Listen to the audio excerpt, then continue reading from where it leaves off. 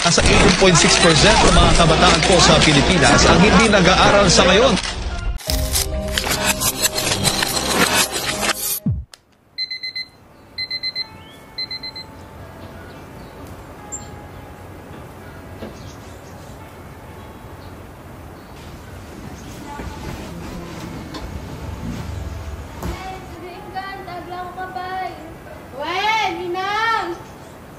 Para mabuhay, kailangan namin kumayod ni Inang. Kaya't nagsisikap akong mag-aral para maiahon ko siya sa hirap. Imbag ta nakariin ka, agla ko ka pa, dapay pa panakdamdam mo. Well, Inang, sigbarot ka pa na apalaglutugan mo. Ganito kami araw-araw ni Inang. Siya ang gumagawa ng ibibenta ko at ako naman ang magbibenta bago tumungo sa paaralan. Ngunit wala naman iyong problema dahil gusto ko talaga makatulong.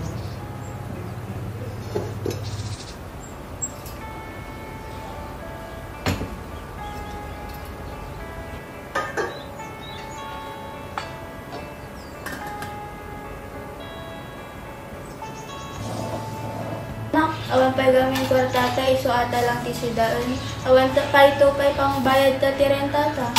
Okay lang, Nay. Asal ganti lakok damdaman? Gan. Sigurad mga tapay ng ganun.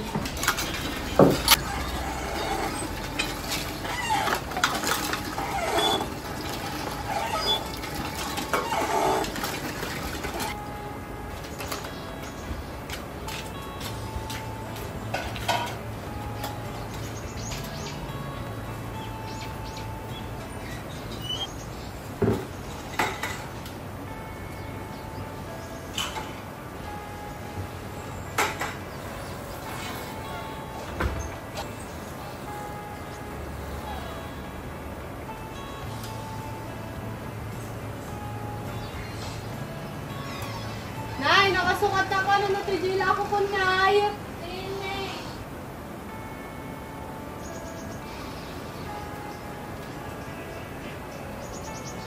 Sige na, panakon. Sige, ingat.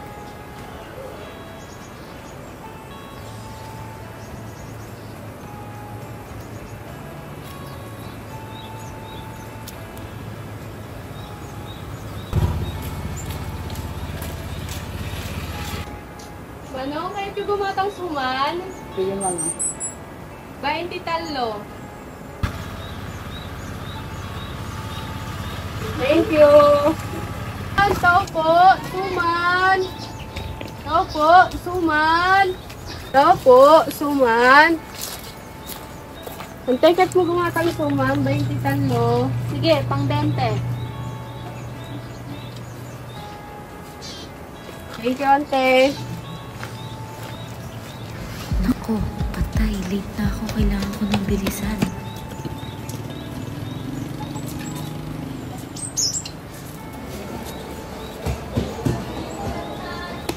Ayos mo lang tao kung sa nagyari ko na.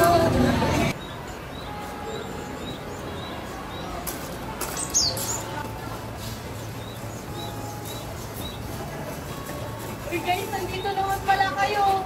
Ay, sakto may pinapagawa si Ma'am sa age daw natin. Ha? Tungkol saan? Na ano lang, education lang. Ito, tingnan mo, may konting sinerge na namin. Bakit ka pala late? Nagtinda ako ng suman sa bahay-bahay para may pangbaon ako. Ano yung mga nilagay niyo sa pinasulat mo, Ma'am? Ano lang, sa akin kasi nakakatulong yung education para matupad yung pangarap ko maging doctor at makatulong sa ibang tao. Ang secret ko is engineer. Kasi sinasabi ng ibang tao na wala kailangan dapat maging engineer. Pero naniwala ako na pati babae ay kayang mag-engineer. Ikaw? Ako naman pumapasok lang para sa bahay. Ay, wow! Para naman! Gaya ng iba, ako rin ay may kagustuhan. Ngunit, ano nga ba ang gusto ko? Gusto ko lang makapagtapos ng pag-aaral para matulungan sila mama, para may magandang buhay na maibigay ako sa kanila. Uy, takto time na tara sa room. Balik ko tayo. Let's go. Nagpang gawin mo kung nais i-cross mo yung Y.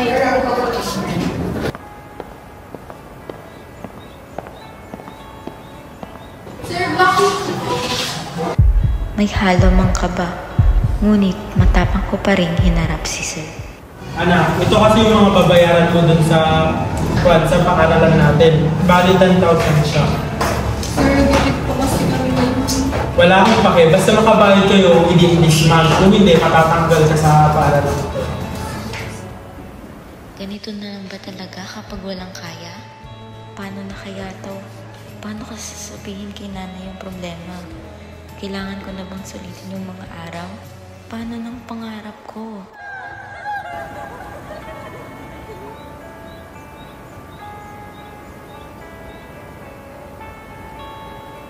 Maaaring matanggal na ako sa school. Paano ko kaya sasabihin sa kanya to? Paano ko sasabihin sa kanila?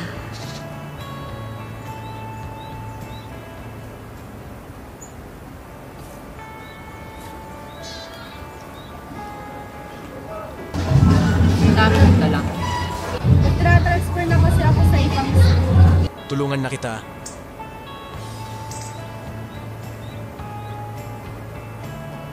Ang hirap sabihin matatanggal na ako sa paaralang ito.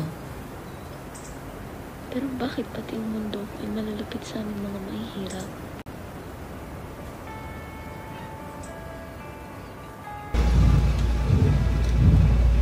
Buti miss, nandito ka na. Ito nga pala yung mga babayaran mo bali 10,000. Madami kasing gastusin ng paaralan, dapat mabayaran. Ito, nakabayad na yung mga kaklase niya. Si Kathleen na lang yung hindi nakabayad. Kailan ka magbabayad, miss?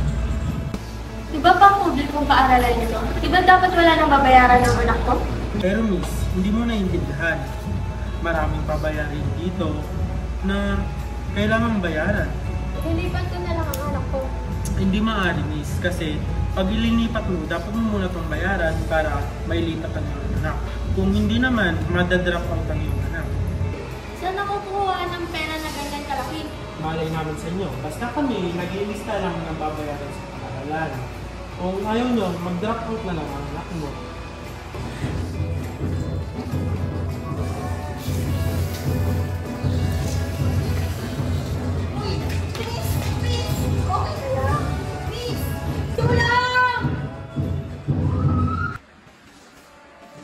Base po sa pag-aaral namin sa mga symptoms po na naramdaman nyo, matagal na po pala kayong may tumor sa utak.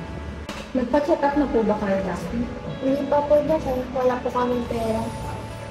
Sabi yan, lumala na po yung tumor mo. Base po sa pag-aaral namin, mga ilang days na lang po yung ipapagawa. Diyos ko, paano na kaya ang anak ko? Inang, hindi na nga panpanawan na. Madighagsang-sangit anak ko. Pagpatuloy mo lang ata pag-aaral mo. Inang, makita na pa yung agpalpas ti pinagadan ko, madinak nga panpanawan. Well, anak ko, siyak bahala ka niyan.